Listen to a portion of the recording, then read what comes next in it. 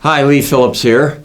I've done a lot of LLCs in my day, and I want to go through step by step what you would do in order to set up an LLC.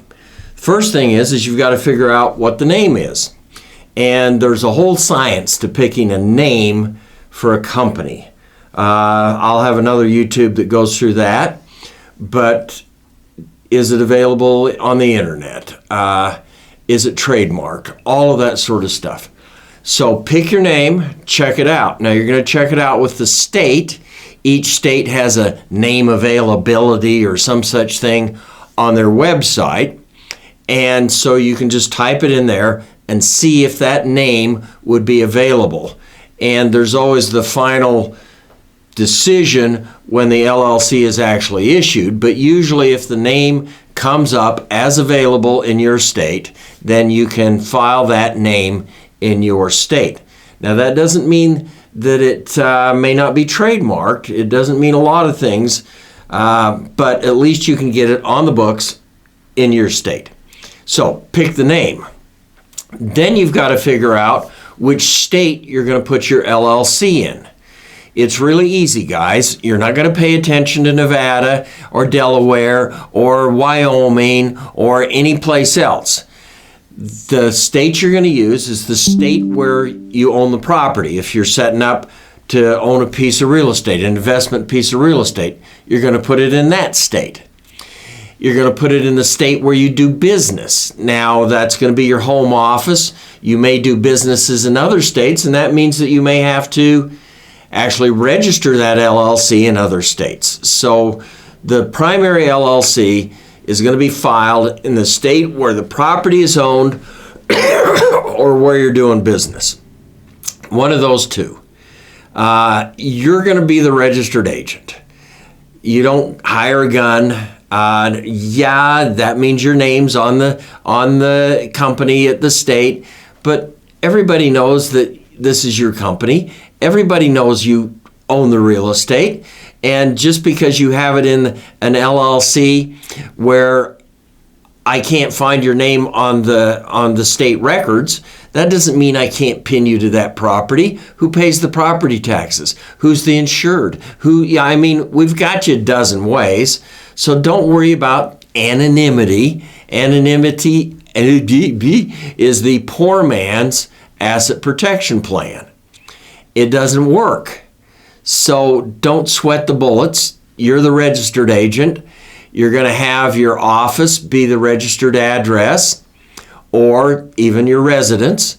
This is where you're going to get stuff from the state, the letter that says you owe money each year and that sort of thing.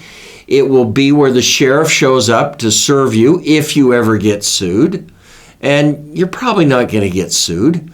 I'll give you the quick version of how you don't get sued. Don't be a jerk. So, registered agent, you're the guy, it's your address, and you're in the state where you're doing business or where the property is owned. So, I've now got that all figured out. What I now do is I go to the state website. All states, even California now, has a state website, and you are going to register for your LLC at the state website. It's 5 or 6 questions. The registered agent's name, address, phone number. Who is going to be responsible for the stuff? So it's you. It's name, address, and phone number, basically. And name of the new LLC. You fill out the form, 5 or 6 questions. That's it, guys. Don't give them any more. And give them the credit card, and they're going to charge you the setup fee for the LLC. California, $850. I think Utah's $150. A lot of them are $150, $250, somewhere in there. If you're setting up a series LLC, the mommy LLC we call it, or the principal LLC, that's usually more money than a standard LLC to set up. Because the series LLC, you can create the baby LLCs underneath it. We don't need to get into that. We've got other YouTubes on that. But easy. Go to the state website, apply for the LLC, name, rank, serial number, that's about it. Give them the credit card. You now have an LLC. 100% LLC, no problem. You got to do some more stuff though. And on the internet, they'll give you a $50 or $100 LLC, and you still have to pay the state fees. But then if you want any of the supporting paperwork, the operating agreement, all of that sort of stuff, that's going to be another $1,000. That's where they get you. So a lot of people never do the other stuff. Do they still have an LLC? Yes, they still have an LLC. Here's the problem. When you get into court, the whole argument is, Your Honor, this isn't a real company. It's just this guy's alter ego. And the way you show that it is a real company, that it isn't just your alter ego, is you go through and say, no, Your Honor, I did this. I set it up right. I'm the registered agent. I'm all of this. And look, I have all of this other stuff. I have an operating agreement. The operating agreement is your rule book. Before you write the operating agreement, though, you've got to think of something. How am I going to have my LLC taxed? Because in the operating agreement, we're going to describe how it's taxed. So you have to make that decision. How is the LLC going to be taxed? And the neat thing about an LLC is you get to pick how it's going to be taxed. It can be taxed as what we call a disregarded entity. It's going to be your social security number. You're going to file a Schedule C. It can be taxed as a partnership. You file a 1065 form. Now you got to have a partner. Got to be more than one guy involved in the LLC.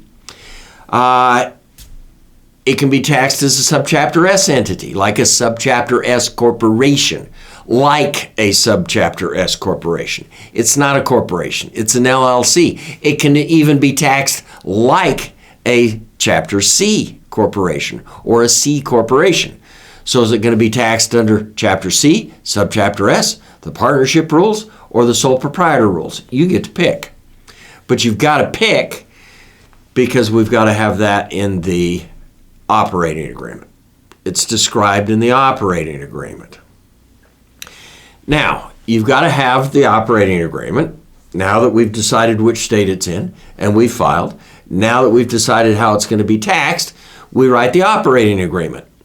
There is no legal language for an operating agreement. The operating agreement is literally your rule book.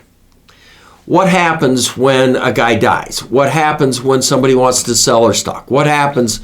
How do we elect the manager? What does the manager do? What do they have authority to do? All of these rules and regulations. But you get to write them. And you want to write them.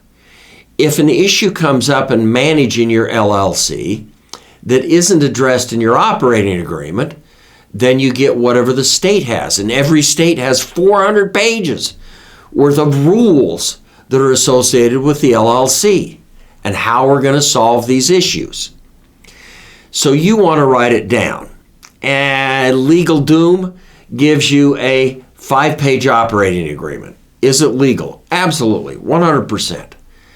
Personally, I don't think you can address the issues that are going to commonly come up in your LLC with a 5-page operating agreement. I think you need 20 to 40 pages. Now, there's a guy running around out there, he'll sell you a 150-page operating agreement. Well, here's the problem. When you get into court, I'm going to sue you, and I'm going to get your operating agreement. And I'm going to go down through the operating agreement. Did you follow this rule? Did you do this? It said you were supposed to do that. Did you do this? Did you do this? And as soon as I get you saying no, no, no, no, no, no, then I turn to the judge and say, Your Honor, this thing's a scam. These guys didn't follow their own rule book. And the judge at that point pretty much says, yeah, you're right. And he does what's called pierce the corporate veil, and you lose your limited liability shield. So the rule book is important, the operating agreement. And it's going to say that we have to make a resolution, that the manager can set up the bank account. And we have a resolution that they can do this and do that. The members have to approve loans, all of these sorts of things. So how you write the operating agreement and how you do it's a whole different thing. And by the way, if you need an operating agreement, I have a free one for you on the internet. Go get it and look at it. I'd actually recommend you buy the $49 one because I give you 2 hours of audio instruction to show you how to set up the operating agreement and what each one of these pieces means and why it's there and what you have to do. But the free one, I'm going to tell you, it's the same verbiage as the other one, but you get to understand it, which you've got to prove to the court that you can understand it. And in my operating agreements, we do have a number of choices. Do you want paragraph 1 or paragraph 2? You pick. And then you feed one of those in to the operating agreement. So the $49 one will give you all of those options and explain them to you. It's a lot better. But the operating agreement is critical. So I've got the operating agreement. One more thing in the operating agreement. It's going to tell you in the operating agreement who the members are, who owns it, and what they put in, what they contributed for their ownership. Now you can contribute money, you can contribute sweat equity, you can do all sorts of things, but it defines the members and what they did. And that's important because it starts what's called your capital account. What's your basis? What's your value in this company? Later on, if you put more money in, we've already given 100% of the company away, so it's not like a corporation. I can't just issue more stock usually. In theory, we could do that in an LLC, but that's not the way it's usually done. So this three guys own 33% each. Well, when the one guy puts more money in, his capital account, his value in the company goes up. So we need to put what the value of the guy, what he gave to get his ownership. This is all in the operating agreement. Then you're going to do some fine things that a lot of people forget. You're going to issue the membership certificates. It's like a stock certificate. You can go down to Staples and get one. I have a computer program that generates them for you. It's no big deal. So you're going to issue stock certificates. You're going to have a ledger, stock certificate A, or membership interest certificate A was given to so-and-so for 33%. And you may want to pay attention to which state you live in and make sure that you do have more than one owner, because a lot of states now won't give you the charging order protection if you have a single member LLC. So be careful on that. You've got to, after it's all set up, then you have to operate it. And this is an ongoing thing. You have your annual meeting. Yeah, it's only you. Well, read your operating agreement and see what you have to do in your annual meeting. It will tell you that you need to approve all of the loans that the members do. So in the meeting, you say, members approved all the loan for last year. This loan, that loan. And these sorts of things are what we call formalities. Make sure that you don't commingle money. You have a separate bank account and everything for the LLC.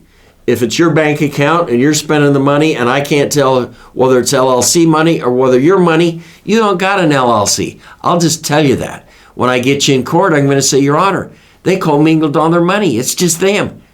They don't even pretend to have a separate company. So all of these things that we go through are called formalities. And I actually have a whole series of YouTube videos on how to deal with these different formalities. There's about 12 or 15 of them, the YouTube videos. So go study the formalities. But I now have it in the state. I paid my money. I've got my operating agreement. You're ready to go, guys.